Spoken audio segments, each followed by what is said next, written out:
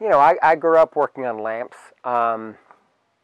I enjoy doing something that most people can't fix, but that's just because I'm too close to it. And I've done, I mean, literally we do 2,500 repairs, 2,500 to 3,000 repairs a year.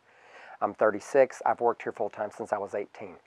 That's a lot of repairs. That's tens of thousands. That's like 40,000 repairs. Yeah, that's pretty much centered. I used to tease my father when I was in high school and all those Orange County choppers and Pimp My Ride shows came out. I said, man, why are we working on lamps? If we were working on motorcycles or vintage cars, we could have a TV show.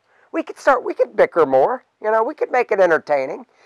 But you know, no one's going to pay to see a reality TV show about, oh, today we're fixing the early American, you know, Quaker oil lamp.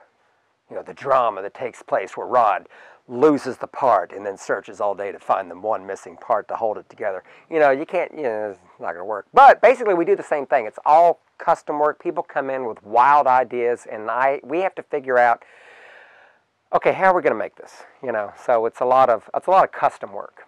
So it takes longer now. Basically, that was a long way of me telling you that we have a backlog that we didn't used to have.